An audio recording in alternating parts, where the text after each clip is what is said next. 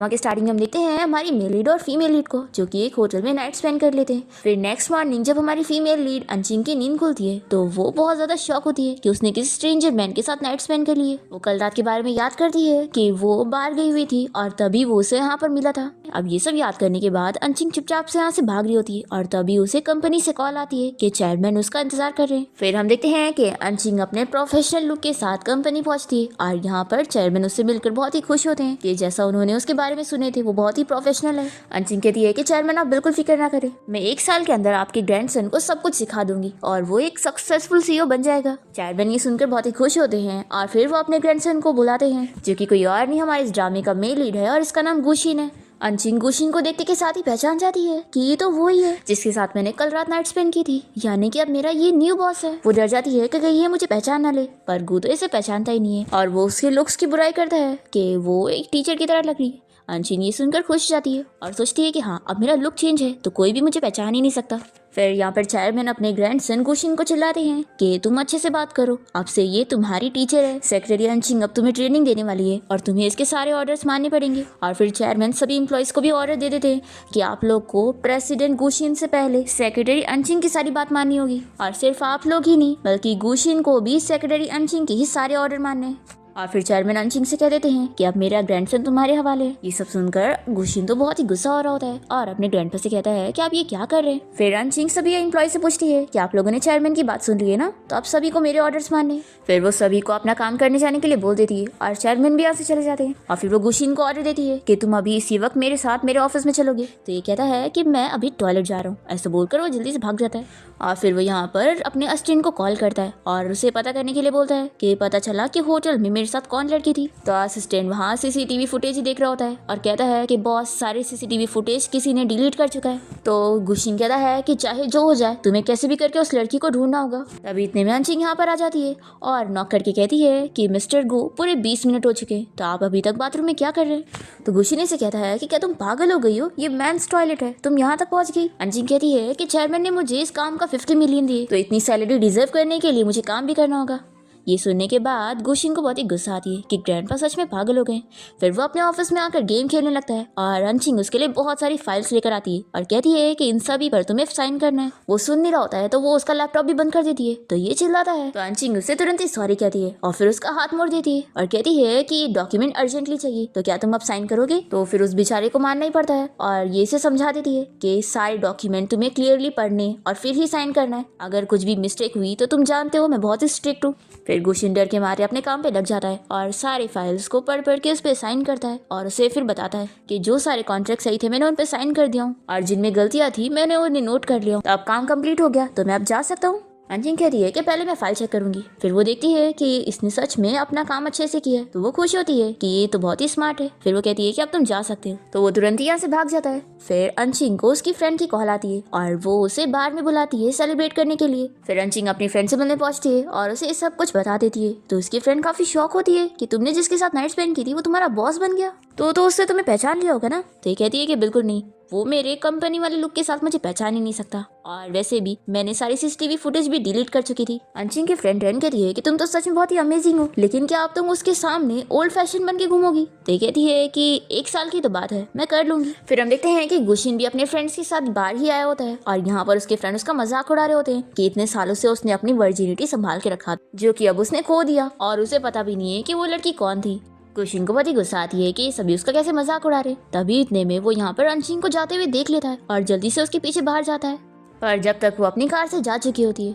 फिर next morning हम देखते हैं कि अंशिंग गु के घर के बाहर पहुंचती है और मेड उसे बताती है कि गु ने कल रात बहुत ड्रिंक कर लिया था और वो अभी तक सो रहा है। फिर अंशिंग गु को उठाने के लिए उसके रूम में पहुंच जाती है और वो इसे देखते के साथ ही डर जाता है और कहता है कि तुम मेरे रूम में क्या कर रही हो, तुम्हें पता नहीं है किसी लड़की को एक लड़के के रूम में नहीं जाना चाहिए। तो अंशिंग कहती है कि मिस्टर गु आपको डरने की जरूरत नहीं है, मैं बस यहाँ पर अपना काम करने आई हूँ और वैसे भी आपकी बॉडी को इतनी खास नहीं है जो मैं आप में इंटरेस्ट लूंगी। तो गुशिन ये सुनने के बाद उसे अपनी बॉडी दिखाने लगता है और कहता है कि देखो मेरी बॉडी कितनी अच्छी है। तो अंशिंग कहती है कि ठीक है मैं अपने वर्ड्स वापस लेती हूँ, तुम्हारी बॉडी अच्छी है। लेकिन मैं तुम्हें बता दूं कि आज हमें एक इंपॉर्टेंट डॉक्यूमेंट साइन करने के लिए जाना है, तो आप तुम्हारे पास सिर्फ 10 मिनट का टाइम है। जानते हो ना, अगर लेट करे तो इसका नतीजा अच्छा नहीं होगा। फिर वो डर के मारे जल्दी से रेडी होता है और यहाँ पर वो उसकी टाई सही करती है और कहती है कि अच्छे से बिजनेस डील करना। फिर नेक्स्ट सीन हम देखते हैं कि गू यहाँ पर अपने ग्रैंडपा से मिलने पहुंचता है और वो नकली आंसू लगाकर उन्हें रोते हुए दिखाता है कि ग्रैंडपा देख लो, अब वो सेक्रेटरी रोज मुझसे इतना ज्यादा काम करवाती है और रोज मुझे मारती भी है। तो ग्रैंडपा कहते हैं कि ये तो बहुत अच्छी बात है, पर फिर गू मनाने लग जाता है कि ग्रैंडपा प्लीज उसे फायर कर दो, मैं आपकी सारी बात सुनूंगा आपसे। तो इसके ग्रैंडपा कहते हैं कि अगर तुम सच में मेरी बात सुनना चाहते हो तो चुपचाप से अंशिंग की सारी बातें मानना। देखो बहुत ही टैलेंटेड है और मैंने कितनी मुश्किलों से उसे हायर किया हूँ, और रही बात फायर करने की तो ये तुम कभी सोचना भी मत। ऐसा बोलकर ग्रैंडपा चले जाते हैं।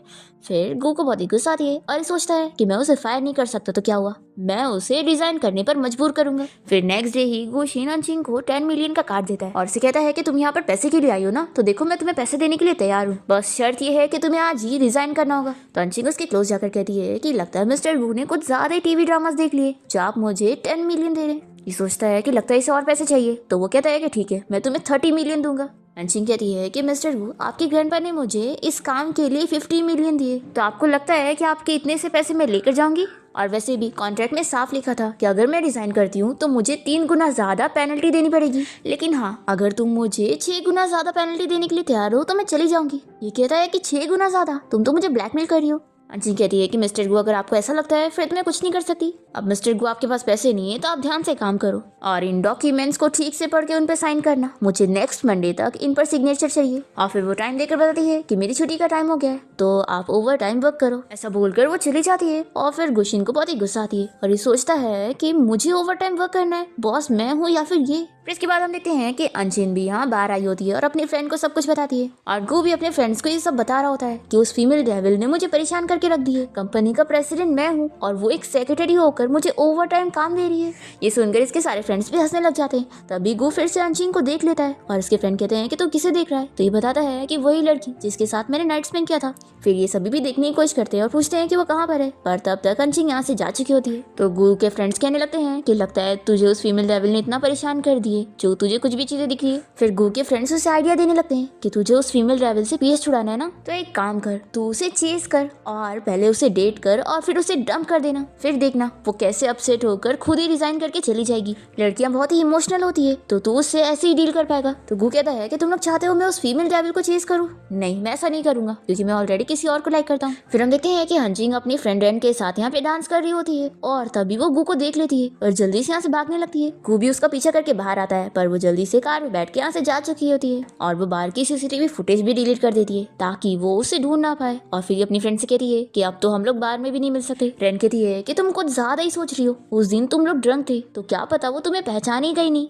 और अगर पहचान भी लिया तो तुम मना कर देना कि तुम वो हो ही नहीं। अंशिंग कहती है कि मुझे फालतू प्रॉब्लम में पड़ना ही नहीं है, मुझे इस 1 साल काम करके अपने पैसे लेकर जाना है। फिर हम देखते हैं कि गुया बार का सीसीटीवी फुटेज देखने पहुंचता है पर उसे पता लगता है कि उस लड़की ने पहले ही हैक करके चली गई है। तो सोचता है कि 2 मिनट में उसने हैकिंग कर ली, सच में बहुत ही चालाक है। फिर नेक्स्ट मॉर्निंग हम देखते हैं कि गु अपने फ्रेंड को अंशिंग को सेड्यूस करने के लिए बुलाता है ताकि वो उसके बदले में उसे फंसाए और उसे डेट करे। वो प्लानिंग के हिसाब से अपने फ्रेंड को सामने खड़े रहने के लिए बोलता है और बीच में पैर करके अंशिंग को गिराने वाला होता है ताकि उसका फ्रेंड जल्दी से अंशिंग को गिरने से बचाए और वो दोनों क्लोज हो सके। पर इसका प्लान फेल हो जाता है क्योंकि अंशिंग तो गिरती नहीं है बल्कि वो खुद ही गिरने लगता है, तो वो उसे गिरने से बचाती है और उसे केयरफुल रहने के लिए बोलती है।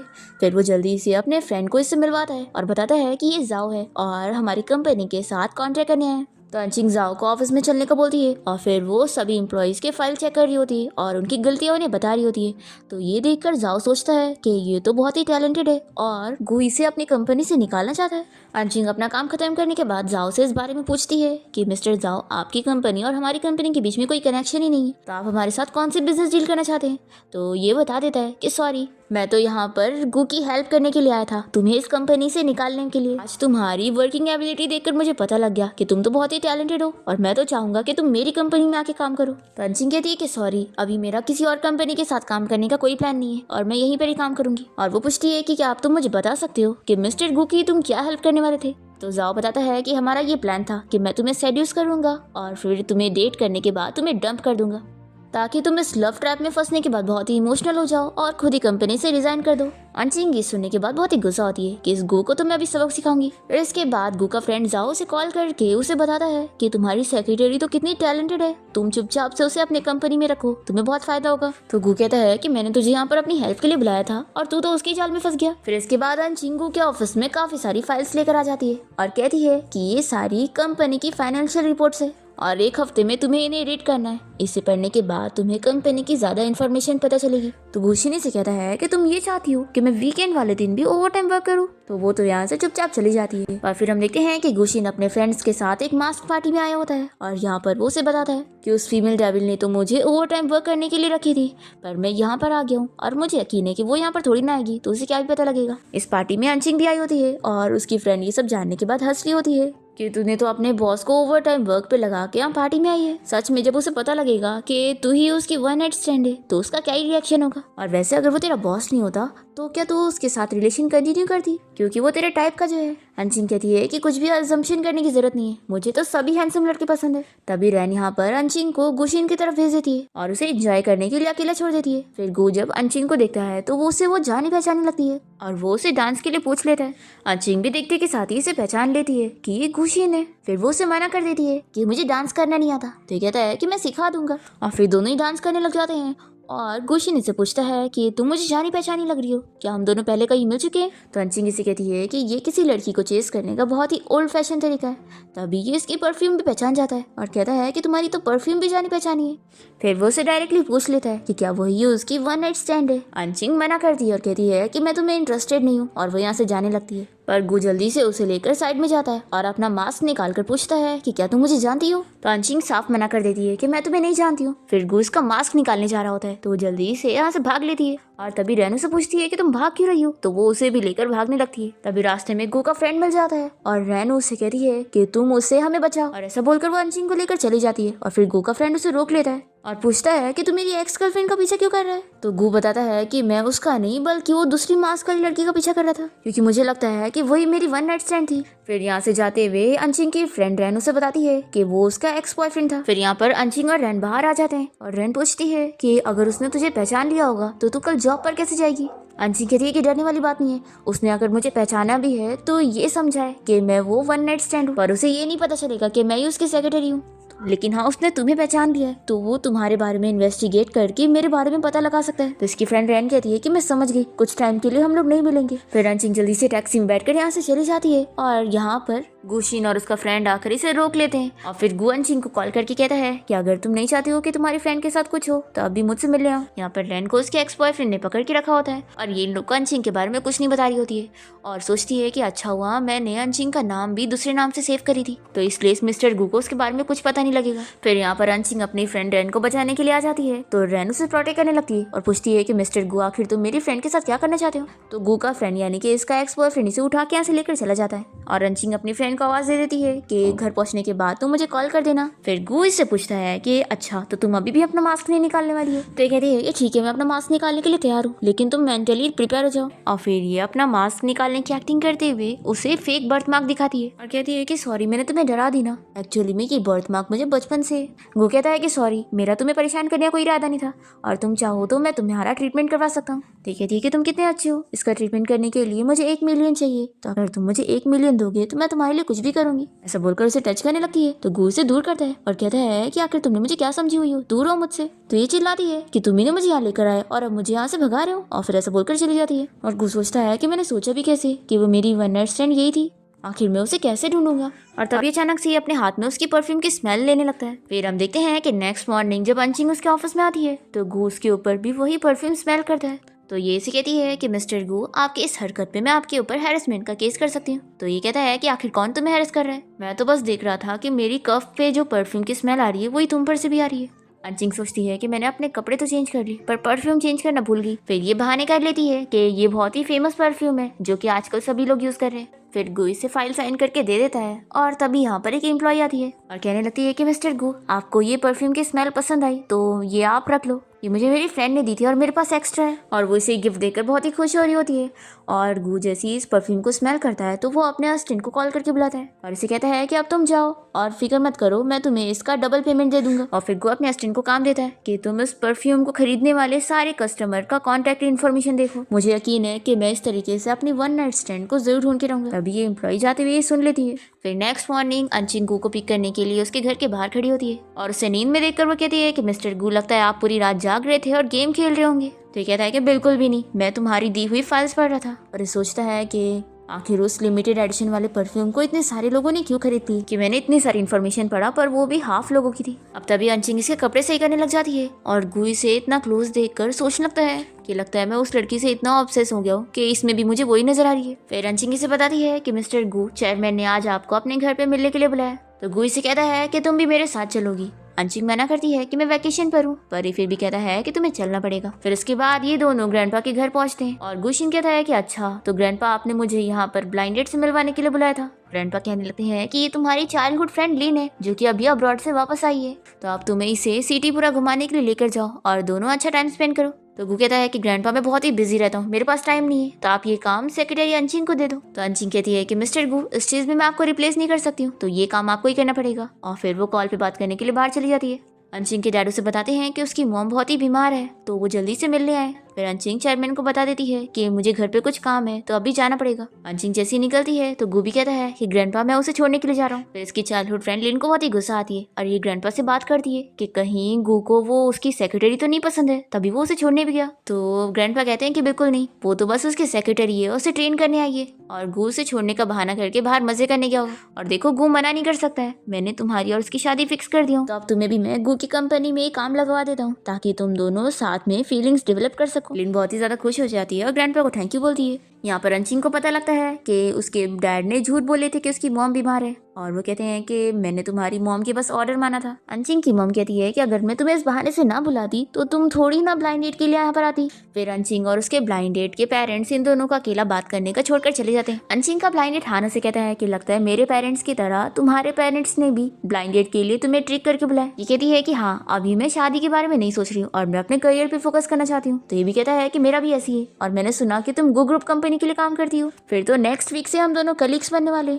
तो अंशिंग कहती है कि अच्छा तो तुम ही वो नए डायरेक्टर होंगे ना। वो हाँ कहता है और अंशिंग इसे कहती है कि वैसे मेरी कंपनी की इमेज थोड़ी सी डिफरेंट है, तो मैं बस तुमसे इतना चाहूंगी कि तुम मेरी इस चीज को सीक्रेट रखना। फिर नेक्स्ट डे गू कंपनी में अपने साथ लिन को लेकर आया होता है और वो अंशिंग को बताता है कि ये हमारी कंपनी में इंटर्नशिप करने वाली है, तो तुम इसकी जगह अरेंज कर दो। फिर अंशिंग लिन के लिए एक सीट अरेंज कर रही होती है पर लिन को ये जगह पसंद नहीं आती और फिर वो एक एम्प्लॉय के पास जाकर उससे उसकी सीट मांग रही होती है। तो वो मना करती है और कहती है कि आखिर मैं अपनी सीट क्यों दूं। लिन बताती है कि वो इसलिए क्योंकि मैं इस कंपनी के बॉस की फ्यूचर वाइफ हूँ।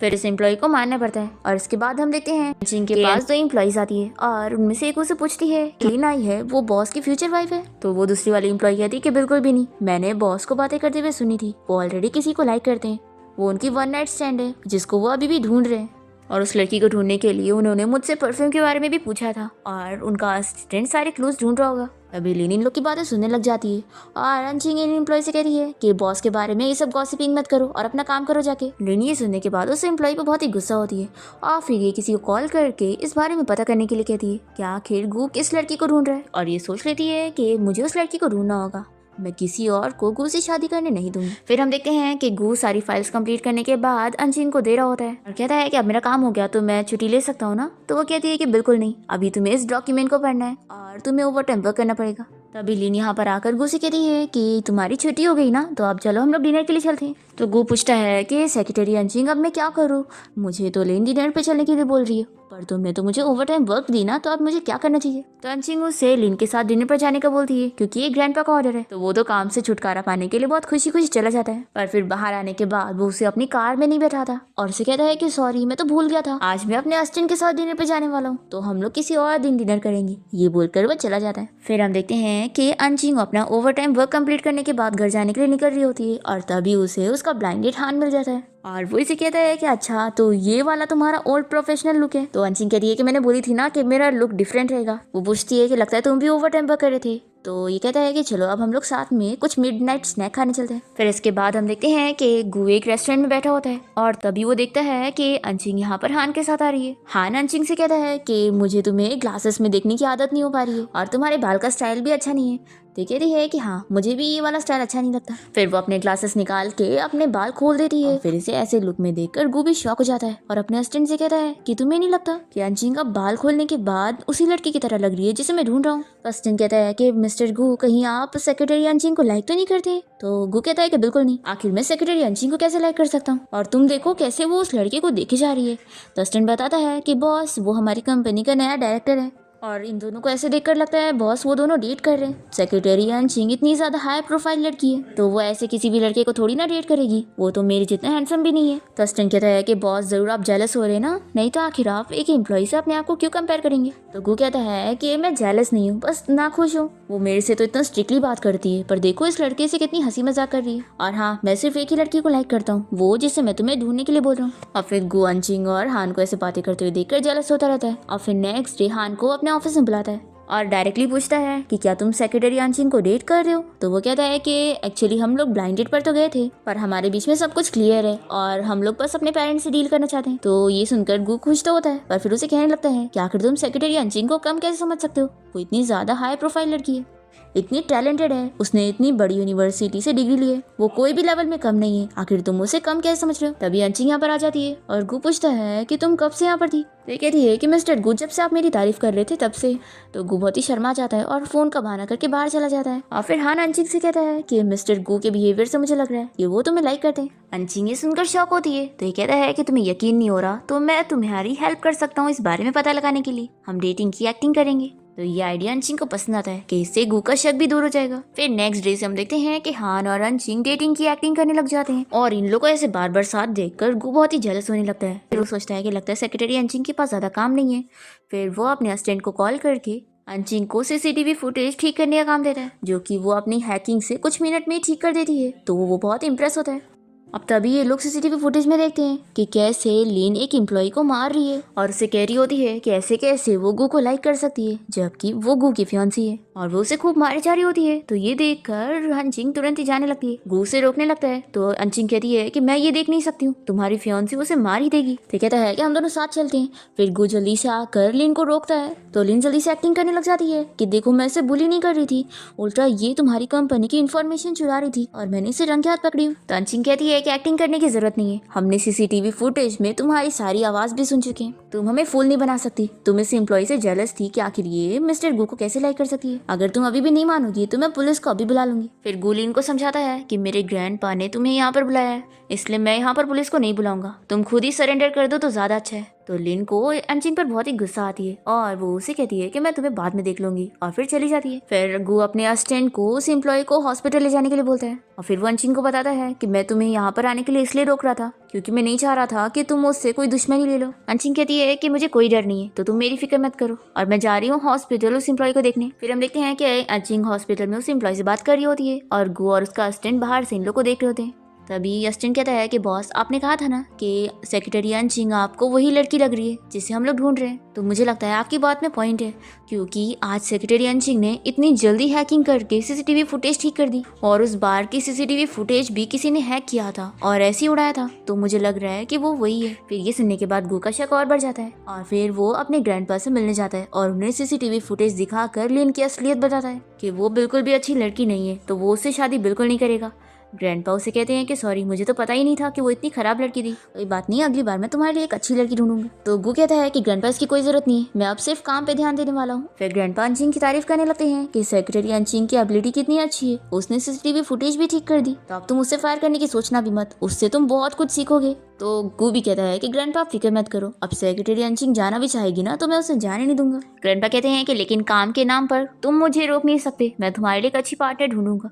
तो गु कहता है कि ठीक है फिर आपको सेक्रेटरी अंशिंग की तरह ही कोई लड़की ढूंढनी होगी। ग्रैंडपा कहते हैं कि तुम सही कह रहे हो, सेक्रेटरी अंशिंग बहुत ही स्मार्ट और ब्यूटीफुल है और ऐसी लड़की मिलना बहुत मुश्किल है। तो गु कहता है कि ग्रैंडपा वो स्मार्ट तो है लेकिन ब्यूटीफुल कहाँ से। तो ग्रैंडपा कहते हैं कि तुम्हें नहीं पता, वो हर चीज में अच्छी है और तुमसे तो कई गुना ज्यादा बेहतर है। तो गु कहता है कि ग्रैंडपा वो मुझे ज्यादा अच्छी नहीं दिखती है और मैं तो सोचता हूँ कि कभी हम दोनों साथ हुए तो हमारे बच्चे का IQ लेवल उस पर जाना चाहिए, लेकिन लुक्स तो मेरे पर जाना चाहिए। तो ग्रैंडपा हंसने लगते हैं कि तुमने बच्चों के बारे में भी सोच लिए, इसका ये मतलब है कि तुम सेक्रेटरी अंचिंग में इंटरेस्टेड हो। तो गू बहुत ही शर्मा जाता है और कहता है कि नहीं ग्रैंडपा, ऐसा बिल्कुल नहीं है। और फिर वो खुद सोचने भी लगता है कि क्या मैं सच में उसे लाइक करने लग गया हूँ। फिर नेक्स्ट सीन में हम देखते हैं कि गू अंचिंग के साथ उसके ऑफिस में होता है और तभी इतने में यहाँ पर लीन आ जाती है। उसे देखकर अंचिंग जल्दी से बीच में आती है और गू को प्रोटेक्ट करने लगती है और ये देखकर वो भी शॉक होता है कि ये मुझे प्रोटेक्ट करिए। लीन गू से पूछ रही होती है कि आखिर तुमने अपने ग्रैंडपा को ऐसा क्या बोल दिया कि उन्होंने हमारी शादी भी कैंसिल कर दी और मुझे यहाँ पर जॉब करने से भी मना कर दिए। तो गू कहता है कि उस एम्प्लॉय ने तुम्हें माफ कर दिए, इसका ये मतलब नहीं है कि हम तुम्हारी चीजें भूल चुके हैं। तो ये माफी मांगती है और कहती है कि मैं दोबारा कभी नहीं करूंगी, पर गू फिर भी नहीं मानता। तो लीन अंचिंग को चिल्लाने लगती है कि सब तुम्हारी वजह से हुआ है और उसे मारने वाली होती है, पर तभी गू बीच में आ जाता है और फिर अपने असिस्टेंट से कहता है कि इसे यहाँ से बाहर निकालो। और फिर अंचिंग से कहता है कि तुम मेरे साथ ही रहना, क्योंकि मुझे डर है कि वो तुमसे बदला लेने के लिए आएगी। तो ये कहती है कि मिस्टर गू, आपको लगता है कि मैं बाकी ऑर्डिनरी वुमेन की तरह वीक हूँ? बिल्कुल नहीं, मैं आपके साथ रहूंगी तो आप क्या ही मुझे प्रोटेक्ट करेंगे, बल्कि मैं आपको प्रोटेक्ट करने वाली हूँ। और फिर यही से इसका काम समझा देती है और कहती है कि अब मेरा तो छुट्टी का टाइम हो गया है और बाय बोलकर चली जाती है। फिर असिस्टेंट जैसे ही आता है तो गू से कहता है कि तुम जाओ सेक्रेटरी अंचिंग को फॉलो करो। तो ये कहता है कि बॉस, अगर आपको सेक्रेटरी अंचिंग की फिक्र हो रही है तो आपको खुद उन्हें प्रोटेक्ट करने के लिए जाना चाहिए। तो ये कहता है कि तुम बिल्कुल सही कह रहे हो, तो फिर मैं जाता हूँ। फिर हम देखते हैं कि अंचिंग अपनी फ्रेंड से मिलती है और दोनों ही बहुत ही खुश हो रहे होते हैं कि फाइनली इतने टाइम बाद दोनों मिल तो पाए। और फिर दोनों ही बाहर जाने के लिए निकलते हैं।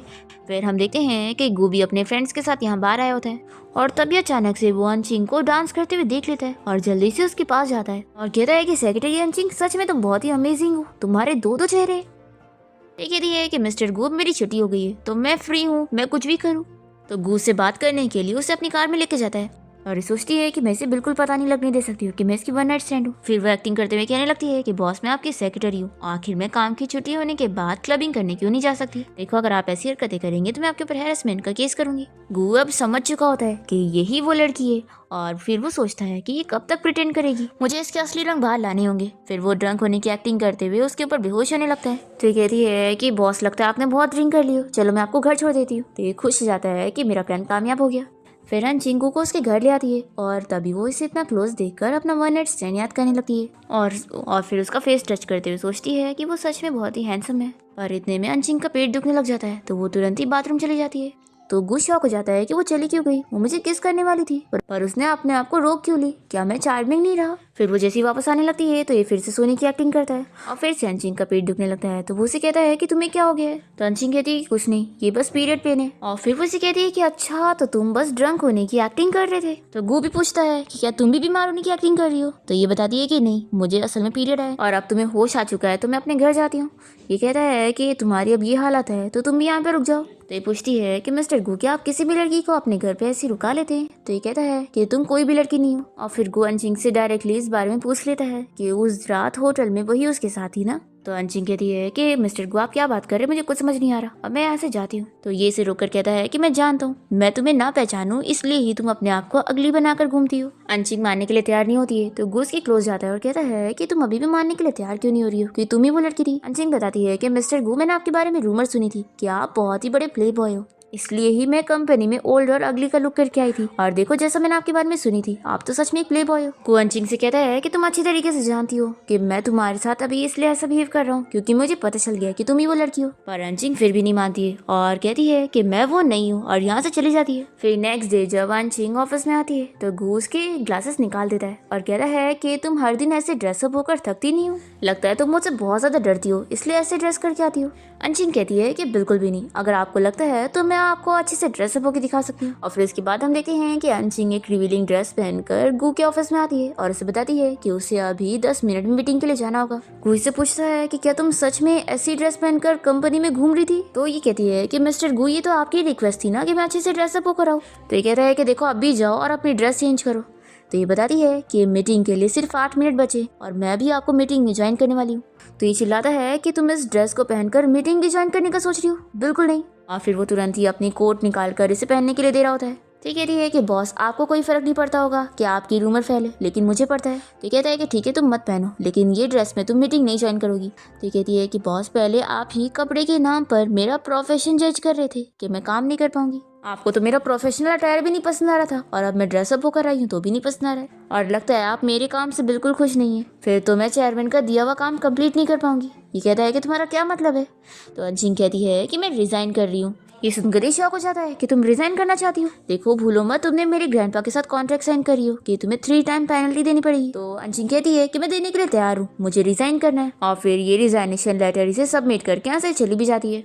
और फिर अंशिंग अपनी फ्रेंड रेन से मिलती है और उसे सब बताती है कि वो बस रिजाइन करने की एक्टिंग कर रही है। एक्चुअली उसकी तो चेयरमैन के साथ डील हो चुकी है जिसे वो मना नहीं कर सकती, और रिजाइनेशन का नाटक वो इसलिए कर रही है क्योंकि अब गो को शक हो गया है कि वो वही लड़की है जो कि उसकी वन नाइट स्टैंड है। तो इसलिए वो ये सब नाटक कर रही है ताकि वो खुद इसके साथ अच्छे से रहे। तो इसकी फ्रेंड रेन कहती है कि तुम्हारा आइडिया बहुत अच्छा है, अब वो तुम्हारे सारे ऑर्डर्स मानेगा। फिर जैसे ही इसे गो का कॉल आने लगता है तो ये रेन को दिखाती है कि मैंने बोली थी ना कि वो मुझे कॉल जरूर करेगा। वो कॉल उठा लेती है और गो इससे कहने लगता है कि मैं तुम्हारे रिजाइनेशन लेटर अप्रूव नहीं करूंगा क्योंकि तुम्हारे पूरे 1000 वर्ड्स नहीं है। तो नेक्स्ट डे वो 1000 वर्ड्स वाला रिजाइनेशन लेटर लेकर पहुंच जाती है और कहती है कि अब तो तुम अप्रूव करोगे ना। तो वो कहता है कि नहीं, तुम रिजाइन नहीं कर सकती हो, ग्रैंडपा मुझे ही ब्लेम करेंगे कि मैंने कुछ गलत किया होगा। तो अंशिंग कहती है कि तुम्हें फिक्र करने की जरूरत नहीं है, मैं तुम्हारे ग्रैंडपा को समझा दूंगी, और वैसे भी तुम्हें सर्व करना इतना मुश्किल है कि मैं खुद थक चुकी हूँ। तो गुई से पूछता है कि मैं ऐसा क्या करूँ कि तुम यहाँ पे रुकने के लिए मान जाओ। ये कहती है कि बहुत सिंपल है, बस तुम्हें मेरी 2 शर्त माननी होगी। पहली तो ये कि तुम मेरे साथ काम करने में कोऑपरेट करोगे, और दूसरा ये कि तुम काम और पर्सनल लाइफ को अलग अलग रखोगे। तो गु इसकी दोनों शर्त के लिए मान जाता है और कहता है कि ठीक है, फिर अब तुम अच्छे से अपना काम करो। तो अंशिंग कहती है कि ऑफ कोर्स मैं मेहनत से अपना काम करूंगी, और फिर वो इसे एक कॉकटेल पार्टी का इनविटेशन कार्ड देती है और कहती है कि तुम्हें पार्टी में जाना होगा। फिर ये भी समझ जाता है कि वो बस रिजाइन करने की एक्टिंग कर रही थी। फिर वो कहता है कि तुम भी मेरे साथ पार्टी में चलोगी। तो कहती है कि हाँ, ये तो मेरी जॉब है। ऐसा बोलकर वो चली जाती है। फिर इसके बाद हम देखते हैं कि अंशिंग और गु दोनों साथ में पार्टी में पहुंचते हैं, और यहाँ पर सभी लोग अंशिंग को देखकर बहुत ही शॉक होते हैं कि वो तो सच में बहुत ही ब्यूटीफुल है। गु का फ्रेंड जाओ भी अंशिंग को देखते रह जाता है और फिर उसे ले जाकर साइड में बोलता है कि मुझे नहीं पता था कि सेक्रेटरी अंशिंग इतनी ज्यादा ब्यूटीफुल है, तू चाहता था ना कि मैं उसे चेज करूँ, तो अब मैं तैयार हूँ। तो गु कहता है कि अब इसकी जरूरत नहीं क्योंकि वो मेरी है। फिर गु का दूसरा फ्रेंड आकर पूछता है कि वैसे तू तो अपनी वन नाइट स्टैंड को ढूंढ रहा था ना, तो अब क्या हो गया, तुझे 2 लड़की पसंद आ गई है। तो गु कहता है कि ऐसा नहीं है, एक्चुअली मैं अंशिंग ही वो लड़की है।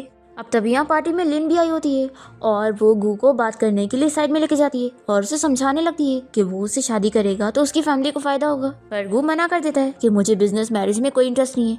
तो ये कहने लगती है कि आखिर तुम्हें उस लड़की में ऐसा क्या अच्छा लग रहा है, वो बहुत ही चालाक है और तुम्हारे ग्रैंडपा भी शादी के लिए नहीं मानेंगे, इसलिए चुपचाप से मेरी बात मान जाओ और मुझसे शादी कर लो। तो गुई से कहता है कि तुम पूरी पागल हो चुकी हो और वो चला जाता है। यहाँ पर दूसरी कंपनी के लोगों को भी अंशिंग बहुत ही पसंद आती है और वो लोग उसे अपनी कंपनी में इन्वाइट कर रहे होते हैं। पर गु कह देता है कि अभी वो मेरी कंपनी के साथ कॉन्ट्रैक्ट में है और मेरी सेक्रेटरी है, तो वो मुझे छोड़कर कहीं नहीं जा सकती। और फिर डांसिंग सेरेमनी स्टार्ट हो जाती है। तो गु अंशिंग के साथ डांस करने लगता है और वो उसे याद दिलाने लगता है कि पहले भी वो लोग डांस कर चुके हैं, तो इसलिए वो एक्टिंग नहीं कर सकती कि उसे डांस नहीं आती। वो कहता है कि लास्ट टाइम जो तुम्हारा फेक बर्थमार्क वाला मेकअप था वो बहुत ही अच्छा था और लगता है तुम मेरे साथ मजाक करके बहुत ही खुशी मिलती है। अंशिंग सोचती है कि इसे ये भी पता लग गया कि वो मास्क वाली लड़की मैं ही थी। फिर गु अंशिंग से कहता है कि अभी थोड़ी देर बाद मैं तुम्हें कहीं लेके चलूंगा, और फिर पार्टी के बाद वो उसे वही होटल ले आता है जहाँ पर वो लोग सबसे पहली बार मिले थे। अंशिंग सोचती है कि ये करना क्या चाहता है। फिर वो उसे रूम में लाने के बाद किस करने लगता है और उसे याद दिलाने लगता है कि वो वही लड़की है, तो वो मान ले। पर अंशिंग फिर भी मानने के लिए तैयार नहीं होती और यहाँ से भाग जाती है। फिर नेक्स्ट डे ऑफिस में वो उससे पूछता है कि कल जो हुआ उसके बाद भी तुम पहले की तरह कैसे बिहेव कर सकती हो। तो कहती है कि वो शायद इसलिए क्योंकि मैं बहुत ही प्रोफेशनल हूँ, और वैसे कल की बात याद करके तुमने मुझे याद दिलाया कि मैं तुम पे हैरेसमेंट का केस करूँ। ये कहता है कि मैंने तुम्हें हैरेस नहीं किया था। फिर वो इसे नेकलेस देने लगता है। तो ये पूछती है कि मिस्टर गु क्या आप मुझसे माफी मांगने के लिए दे रहे हैं। तो ये कहता है कि हाँ, मैं माफी मांग रहा हूँ, और वैसे ये मेरी फ्यूचर गर्लफ्रेंड को मेरी तरफ से पहला गिफ्ट है। मैं जानता हूँ कि तुम ये चीज बिल्कुल मानने के लिए रेडी नहीं हो कि तुम ही वो लड़की हो, लेकिन कोई बात नहीं, मेरे पास तुम्हें कहने के लिए सिर्फ एक ही वर्ड है कि क्या तुम मुझे खुद को चेस करने के लिए अलाउ करोगी। तो ये कहती है कि मैं इस बारे में सोच सकती हूँ, और वो इससे गिफ्ट ले लेती है और वैसे कहती है कि ठीक है, अब पर्सनल बातें खत्म और बिजनेस की बातें शुरू। याद रखना आज रात को तुम्हें क्लाइंट के साथ ड्रिंकिंग पार्टी में जाना है। ऐसा बोलकर वो चली जाती है और गु बहुत ही खुश रहता है। फिर क्लाइंट से मिलने के बाद गु बहुत ही ज्यादा ड्रंक होता है और कार में बैठकर वो अंशिंग का हाथ पकड़ के रख रहा होता है। तो वो कहती है कि तुम मेरा फायदा मत उठाओ, मैंने अभी तुम्हें डेट करने के लिए नहीं मानी हूँ। तो ये कहता है कि सच में तुम बहुत ही हार्टलेस हो। तो ये कहती है कि अच्छा, हार्टलेस मैं हूँ और तुमने अपने फ्रेंड जाओ को मुझे डेट करने के लिए बोला ताकि वो मुझे डंप करे, तो मेरे से ज्यादा हार्टलेस तो तुम हुए ना। तो ये कहता है कि गलती तुम्हारी थी, तुमने मुझे झूठ बोली थी, और वैसे भी तुमने मेरा फर्स्ट टाइम लिया, तो तुम्हें मेरी रिस्पॉन्सिबिलिटी लेनी पड़ेगी। तो इसकी बातें सुनकर अंशिंग असिस्टेंट से कहती है कि तुम कार चलाओ। फिर नेक्स्ट मॉर्निंग जब गु की नींद खुलती है तो वो सोचता है कि वह ऐसे टाइम पर ही क्यों सो गया था। अब तभी अंशिंग इसे उठाने के लिए पहुंचती है, उसे ऑफिस ले जाने के लिए, और वो उसे जल्दी से रेडी होने का बोलती है और फिर तभी उसका पेट दुखने लग जाता है। तो वो कहती है कि मुझे कुछ काम है तो मैं जा रही हूँ। फिर अंशिंग के यहाँ से जाते ही गु को उसकी फिक्र होती है कि उसे क्या हो गया। फिर हॉस्पिटल में डॉक्टर अंशिंग को इस बारे में बताता है कि उसकी एक छोटी सी सर्जरी होनी है, तभी वो ठीक हो पाएगी। वो अपने किसी फैमिली मेंबर को यहाँ पर बुला ले तो ये अपनी फ्रेंड को कॉल करती है, पर इसकी फ्रेंड बिजी होती है। फिर वो डॉक्टर से कहती है कि कोई बात नहीं, मैं अकेले सब कुछ हैंडल कर लूंगी। पर तभी इतने में यहाँ पर गु पहुंच जाता है और वो डॉक्टर से बताता है कि मैं इसका बॉयफ्रेंड हूँ। फिर डॉक्टर जब अंशिंग को सर्जरी के लिए लेके जा रहा होता है तो गु उसकी काफी फिक्र करने लगता है। तो डॉक्टर बताता है कि ये कोई इतनी भी बड़ी बात नहीं है जो तुम इतना इमोशनल हो रहे हो, इतना भी ओवर एक्टिंग करने की जरूरत नहीं है। तो अंशिंग कहती है कि डॉक्टर वो मेरा बॉयफ्रेंड है और मेरी फिक्र कर रहा है। तो डॉक्टर कहता है कि हाँ ठीक है, तुम्हारा बॉयफ्रेंड बहुत ही अच्छा है। और फिर वो उसे सर्जरी के लिए लेके जाते हैं और गु बहुत ज्यादा खुश हो जाता है कि उसने उसे बॉयफ्रेंड बोली। फिर सर्जरी के बाद गु अंशिंग का अच्छे से ख्याल रखने लगता है और वो इसे कहती है कि तुम्हें अपना काम छोड़कर यहाँ पर मेरे लिए आने की जरूरत नहीं थी। वो कहता है कि तुम्हें इस सब की फिक्र करने की जरूरत नहीं है और वैसे ये पहली बार है कि मैं तुम्हें बीमार देख रहा हूँ, नहीं तो तुम तो हमेशा काम में बिजी रहती हो। अंशिंग भी कहती है कि मैं भी पहली बार देख रही हूँ कि तुम किसी की इतनी केयर कर सकते हो। फिर इसके बाद गु अंशिंग को हॉस्पिटल से डिस्चार्ज करवा के अपने घर ले आता है और उसे कहता है कि तुम अभी बीमार हो तो कुछ दिनों के लिए यहीं पर रहो, मैं तुम्हारा ख्याल रखूंगा। और फिर वो उसे उठा के सोफे पे बैठा देता है और कहता है कि कम से कम 2 दिन के लिए तुम्हें रुकना पड़ेगा। अंशिंग कहती है कि लेकिन मैं तो तुम्हारी सेक्रेटरी हूँ तो तुम्हारे घर पे रहना सही नहीं है ना। पर गु नहीं मानता और कहता है कि नहीं, तुम्हें यहाँ पे रुकना ही पड़ेगा, तुम मानो या ना मानो। तो अंशिंग भी कहती है कि ठीक है, मैं यहाँ पे रुकने के लिए रेडी हूँ। फिर नेक्स्ट मॉर्निंग वो उसे उठाने जाती है और बताती है कि आज उसे टाइम पर ऑफिस जाना होगा, आज उसकी मीटिंग है। तो गु से कहता है कि तुम्हें चलने की जरूरत नहीं है, तुम बस घर पे रेस्ट करो और ठीक हो। फिर हम देखते हैं कि लिन यहाँ पर अंशिंग से मिलने आई होती है और वो इससे भड़काने लगती है कि वो गु से दूर हो जाए। तो अंशिंग इसे बताती है कि मेरा मिस्टर गु के साथ ऐसा कुछ भी नहीं है और अगर तुम्हें इस बारे में बात करनी है तो अभी मिस्टर गु आई जाएंगे, फिर तुम बात कर लेना। तो लिन यहाँ से चली जाती है। फिर रात में हम देखते हैं कि गु जब घर आता है तो अंशिंग से पूछता है कि मैंने सुना कि लिन यहाँ पर आई थी। देखो मैं तुम्हें बता दूं कि मेरा और उसका कुछ भी नहीं चल रहा है और लास्ट टाइम भी वो मेरे पीछे पड़ी थी, पर मैंने उसे सब कुछ क्लियर करा था, पर मैं वापस से उससे बात कर लूंगा ताकि वो तुम्हें परेशान ना करे। अंशिंग कहती है कि तुम्हें एक्सप्लेन करने की जरूरत नहीं है, मैं तुम्हें समझ सकती हूँ, मैंने भी ऐसी सिचुएशन झेल चुकी हूँ, लोग मुझे परेशान करते थे। तो ये पूछता है कि फिर तुम उनसे कैसे डील करती थी। अंशिंग कहती है कि मैं फेक वेडिंग रिंग लाकर उन्हें ये बताती थी कि मेरे पास पहले से फियांसी है, तो वो लोग मेरा पीछा छोड़ देते थे। तो गु बहुत ही खुश हो जाता है और कहता है कि लगता है फिर मुझे भी यही तरीका यूज करना पड़ेगा। तुम क्या बोलती हो, अगर मेरी भी कोई फियांसी होगी तो लोग मुझे ऐसे परेशान नहीं करेंगे ना, तो क्या तुम मेरी शील्ड बनोगी। ये कहती है कि वो तुम्हारे परफॉर्मेंस पे डिपेंड होगा। तो गु कहता है कि ठीक है, तुम फिक्र मत करो, मैं अपना काम अच्छे से करूंगा। फिर नेक्स्ट सीन में हम देखते हैं कि गु ऑफिस में अंशिंग से पूछता है कि तुम्हें घर से इतनी जल्दी क्यों चली गई। तो ये कहती है कि अब मैं पूरी तरीके से ठीक हो गई हूँ तो तुम्हारे घर पे रह के क्या करूंगी। तो गु कहता है कि अगर हम साथ में रहेंगे तो काम करने में भी अच्छा होगा। तो ये समझाती है कि ये वर्किंग टाइम है तो अपने ऑफिस में जाकर काम करो तो ज्यादा बेहतर है। तो गु अब से होकर बैठ जाता है और तभी अंशिंग को चेयरमैन की कॉल आती है और वो उसे बिजनेस ट्रिप पे भेजते हैं और गु भी अंशिंग के साथ होटल गया होता है। तभी यहाँ पर अंशिंग का पुराना बॉस उसे मिलने आ जाता है जिसका नाम मिस्टर वांग है। अंशिंग उसके बारे में गु को बताने जा रही होती है कि वो खुद ही गु को इंट्रोड्यूस करवाता है और कहता है कि मैं अंशिंग का पुराना बॉस हूँ और जानता हूँ कि तुम उसके नए बॉस हो। तो गु अंशिंग के ऊपर हाथ रखता है और इसे कहता है कि सॉरी, तुमने गलत समझा है, मैं इसका सिर्फ बॉस ही नहीं हूँ बल्कि ये तो मेरी गर्लफ्रेंड भी है। और फिर गु अंशिंग के साथ यहाँ से चला जाता है और उससे पूछता है कि क्या इसने तुम्हें परेशान किया है। अंशिंग कहती है कि हाँ, मैंने बोली थी ना कि मुझे बहुत सारे लोग ऐसी परेशान कर चुके हैं। तो ये कहता है कि देखो, मुझे उन लोगों के साथ कंपेयर मत करना, मैंने कभी तुम्हें परेशान नहीं किया। फिर दोनों हंसी मजाक करते हुए यहाँ से जाने लगते हैं और वांग को ये देखकर बहुत ही गुस्सा आती है और फिर हम देखते हैं कि वो बीच रास्ते में इन लोग का एक्सीडेंट कर देता है और दोनों को ही सर में चोट आ जाती है। तभी इतने में यहाँ पर से अंशिंग को उठा के लेके चला जाता है। फिर इसके बाद हॉस्पिटल में जब अंशिंग को होश आता है तो वो इसे देखकर चिल्लाने लगती है और पूछती है कि गुशिन कहाँ पर है। तो ये इसे कहता है कि मैं तुम्हें इतना लाइक करता हूँ पर तुमने मुझे एक्सेप्ट नहीं करी और तुमने मुझे छोड़कर उस मिस्टर गु को एक्सेप्ट कर ली, आखिर क्यों। अंशिंग उसे काफी कुछ सुनाती है और चिल्लाती है और कहती है कि वो उससे दूर रहे तो ज्यादा बेहतर होगा। तभी इतने में यहाँ पर गु अंशिंग को बचाने के लिए पहुंचता है और फिर गु के गार्ड्स इस मिस्टर वांग को यहाँ से पकड़ के लेकर जाते हैं। फिर यहाँ पर गु की तबीयत बहुत ज्यादा खराब होने लगती है तो अंशिंग उसका बहुत ख्याल रखती है। फिर इसके बाद दोनों ही ठीक हो जाते हैं और अंशिंग कहती है कि मैंने डिस्चार्ज प्रोसीजर सब हैंडल कर लियो, तब हमें यहाँ से डायरेक्टली कंपनी जाना चाहिए। तो गु कहता है कि मैं अभी हॉस्पिटल से डिस्चार्ज हुआ तो अभी मुझे काम नहीं करना है। अंशिंग कहती है कि ठीक है, फिर आज की तुम छुट्टी मनाओ। तो खुश हो जाता है और कहता है कि ठीक है, फिर कल हम दोनों डेट पर चलने वाले हैं। अंशिंग मना करती है कि मुझे कंपनी में काम है। तो कहता है कि फिर मेरी तरफ से भी तुम्हें छुट्टी और आज तुम मेरे साथ मेरी फ्रेंड की बर्थडे पार्टी पे चलोगी। फिर इसके बाद हम देखते हैं कि दोनों ही साथ में बर्थडे पार्टी के लिए पहुंचते हैं और देखते हैं कि दोनों के फ्रेंड आपस में झगड़ा कर रहे होते हैं क्योंकि अब वो दोनों के बीच में सब कुछ सॉल्व हो गया था पर फिर से उन लोग का झगड़ा हो गया। फिर गु और अंशिंग अपने अपने फ्रेंड को समझाने लगते हैं और फिर अंशिंग गू से मिलने के लिए जा रही होती है और तभी रास्ते में हम देखते हैं कि लिन अंशिंग को किडनैप करने के लिए कोई गुंडों को भेजती है, पर अंशिंग कैसे भी उसे बचते हुए यहाँ पर गू के पास आ जाती है और उसे बताती है कि वो बंदा उसे किडनैप करने वाला था। यहाँ पर वो देखता है कि अंशिंग को किसी ने ड्रग दे दी है, तो वो जल्दी से उसे उठा के रूम में लेके जाता है और बताता है कि मैंने डॉक्टर को बुला लिया हूँ, थोड़ी देर में डॉक्टर यहाँ पर आता ही होगा। पर अंशिंग नहीं मानती और कहती है कि वही उसकी हेल्प कर दे। गू उसे होश में लाने की कोशिश करता है कि तुम याद करो कि तुम ये खुद ही बोल रही हो। और इसके बाद नेक्स्ट मॉर्निंग जब अंशिंग की नींद खुलती है तो वो गू को अपने पास देखकर यहाँ से जाने की कोशिश करती है, पर वो उठ जाता है और फिर वो उसकी रिकॉर्डिंग सुनाकर उससे याद दिलाता है कि कल रात के बारे में वो कुछ मना नहीं कर सकती है। तो अंशिंग को गू के साथ रिलेशनशिप के लिए मानना ही पड़ता है। फिर गू को उसके असिस्टेंट की कॉल आ जाती है कि उसने उस गुंडे को पकड़ लिया है जो कि अंशिंग को किडनैप करने वाला था। फिर ये लोग उस गुंडे से सवाल करते हैं कि आखिर वो ऐसा क्यों करना चाह रहा था, तो वो बताता है कि उसे किसी लड़की ने काम दी थी। तो ये लोग समझ जाते हैं कि वो कोई और नहीं लिन है।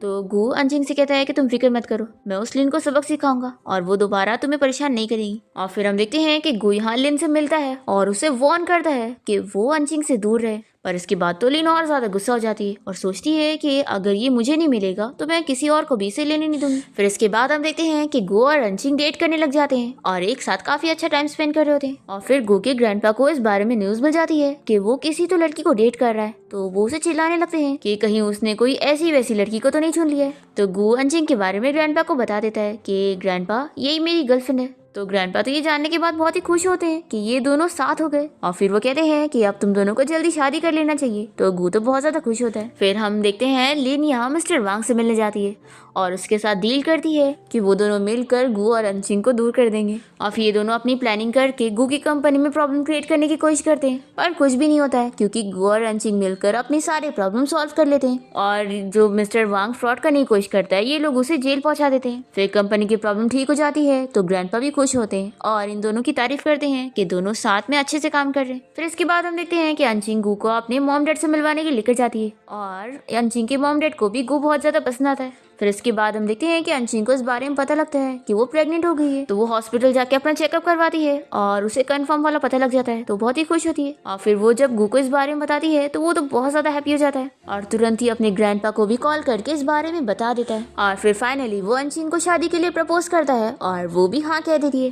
फिर दोनों की लाइफ बहुत ही अच्छी चल रही होती है और गू अब अच्छे से कंपनी हैंडल कर रहा होता है और अंशिंग भी उसकी हेल्प करती है। और फिर हम देखते हैं कि अंशिंग का डिलीवरी टाइम आ जाता है और इन दोनों का एक बेटा होता है। कहती है कि कितना अगली है, ये तो मंकी की तरह दिख रहा है। तो गू कहता है कि बिल्कुल नहीं, ये तो मेरे पर गया है, देखना ही बहुत ही हैंडसम बनेगा। फिर गू और अंशिंग बहुत ज्यादा खुश होते हैं और किस करते हैं और इसी के साथ इस ड्रामा की हैप्पी एंडिंग हो जाती है।